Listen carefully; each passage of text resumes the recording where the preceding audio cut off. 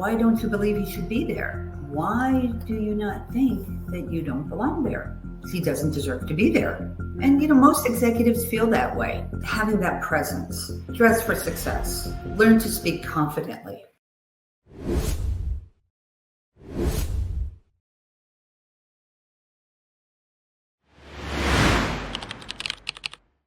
Welcome to Rise Up For You TV. I'm your host of this special coaching edition, Lauren Sweeney, Vice President here at Rise Up For You. We have been joined by our expert coaches and trainers certified in our soft skills methodology. And we are here to bring you some transparent conversations, something that will help you be a better coach.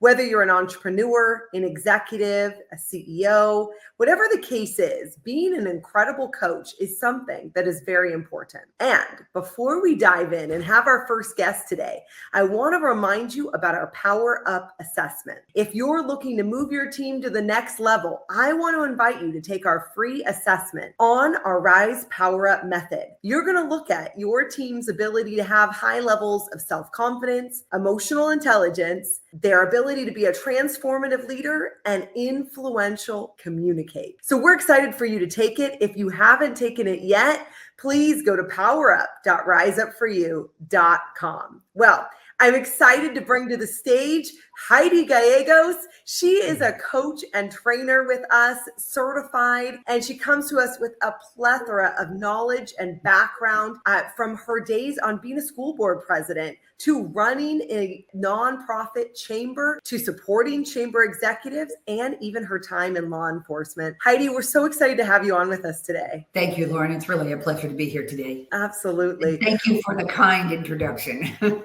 It's my pleasure. I wanted to start by talking about coaching and the ability for, as a coach, to kind of move the needle and make an impact. And I have two coaching scenarios for you, Heidi. And if you'd like, you can pretend that I am the coachee. And I'd love for you to kind of share, what kind of guidance or wisdom would you give? And I pulled some of these scenarios from a lot of the people that we do have the pleasure of working with, organizations around the globe. And I would say the first one comes to us from Brittany. And Brittany, she was talking about the need for executive presence. She is newer in her career. She's in her 20s, and she finds herself sometimes intimidated sitting in a boardroom or sitting where there's a lot of key stakeholders at her company. And I knew you'd be the perfect person because you have just such a wealth of knowledge. And what would you give as sort of coaching ideas or inspiration to her about her executive presence? Great question, Lauren. With Brittany,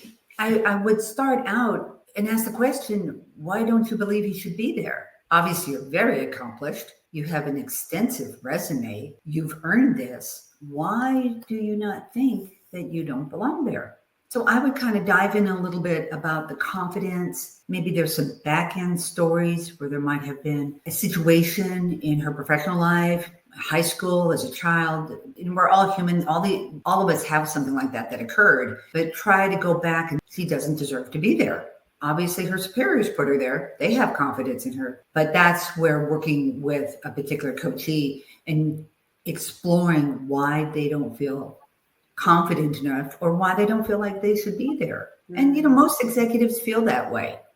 We all feel that like we're imposters where we're at. And again, that stems into a lack of confidence. So I would dive a little bit deeper on some of the confidence issues and why she feels the way she does. It's such a good point, right? Why don't you deserve to be in the room? And perhaps if we were interacting with our coachee here, she might share that she just feels like an imposter. Like, I don't know. I'm worried they're going to find out I don't know what I'm doing. And I think to your point, Heidi, it's not really about your age or maybe your lack of experience.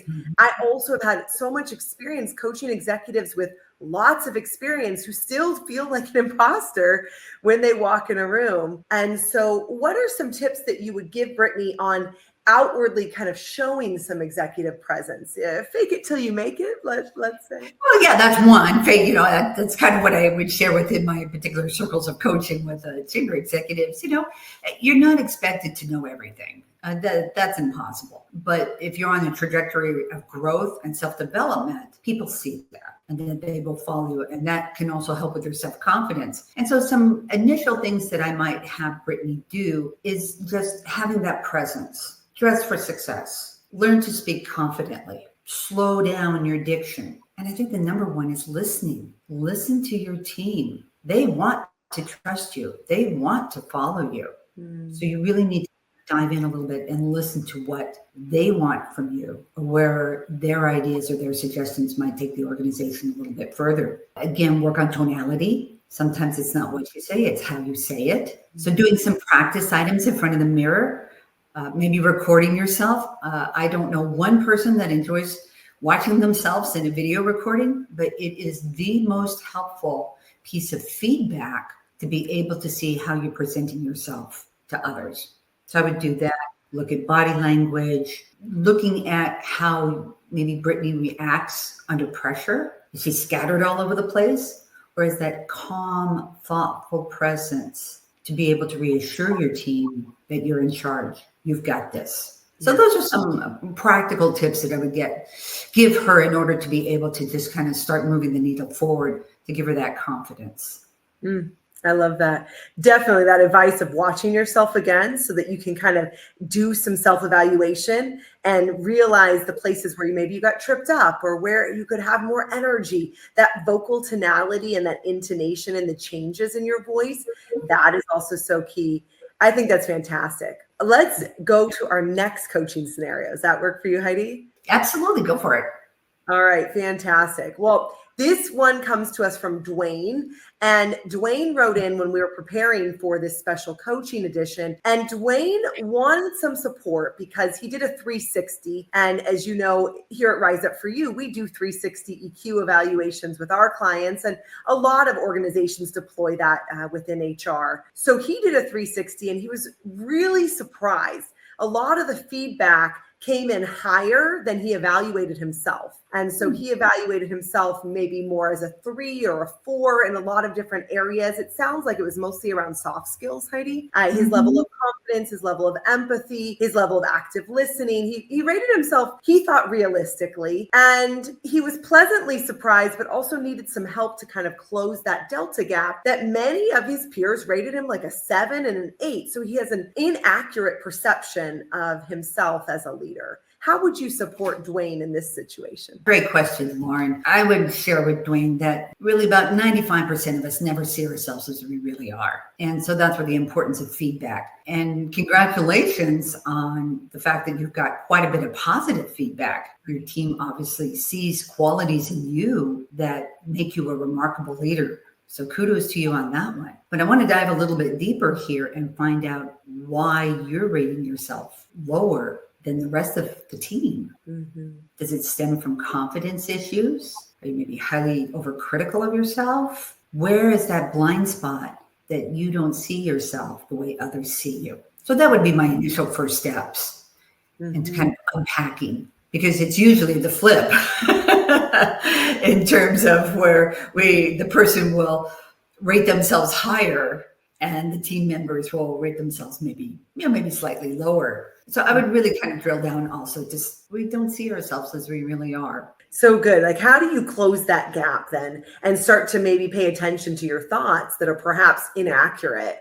And I also would say to Dwayne, if you're listening, that kudos to you, as you shared, Heidi, that you asked for that feedback. That's not easy to put yourself in that kind of vulnerable place and now use it to grow. Okay, I have an inaccurate perception of myself. And in this case, it's positive. I could think more highly of myself. I could pay attention because the data doesn't lie. If we have 7 peers give us feedback and they all share that you're really more like a 7 or an 8, it's impossible that all 7 or 8 have an inaccurate perception of you or a line, especially if it's anonymous. So I think that's so helpful.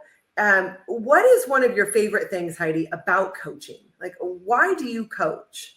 Thoroughly enjoy the coaching experience, to be able to guide people, because that's what a coach does. You're guiding them. You're not telling them what to do. What you're trying to do is be able to have them self-discover of where there's areas that they need to grow or areas that they are doing well, just like the scenario with Dwayne. But why is that chatter? Why is that negative chatter going on in your head and you don't believe that you really are doing well. So I love to see those aha moments or those breakthroughs with our coachees to be able to go, oh my goodness, I do that. Or yes, that's an area I do need to grow. And so it's really rewarding for them to be able for me to see how much change that they've accomplished. And it can happen in a very short period of time. One of my favorite questions when we get to near the end of a coaching scenario is looking back over the last 3-6 months, however long time we had, what changes do you see in yourself since we started our sessions? And asking that question and letting them speak, they start acknowledging, my goodness, I really have grown. I really have made great changes. And then tying it to the changes that are going on within their team. That's why your team's being successful. That's why you're getting the results that you're getting.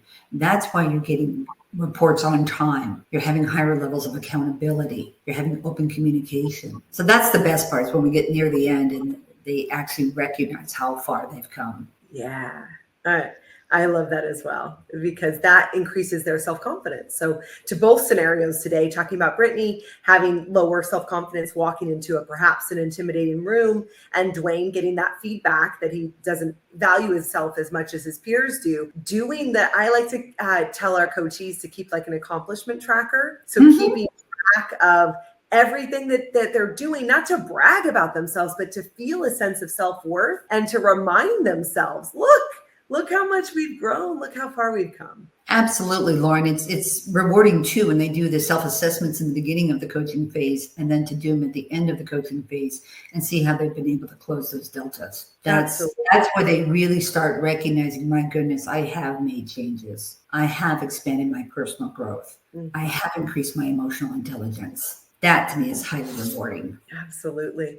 Well, I'd love to talk a little bit, Heidi. You did our coaching and training soft skills certification, and I would love to know what you come to us with a huge background, many variety of professional experiences that you've had over the course of your career so far. What was enlightening for you, or an aha moment for you, or did you find most helpful from the certification? Love the certification. Not only has it helped me with being a coach with Rise Up For You, but also in my personal business as I guide nonprofits and other business leaders navigating through just learning to be successful. A real aha moment for me during the certification was learning about transactional leadership as opposed to influential leadership. That was a big aha moment, because at times in the various careers that I've had, and even in my latest one, where I talk, you listen, and you give direction. But really what you want is transformational leadership, that influential leadership, to be able to be a trusted leader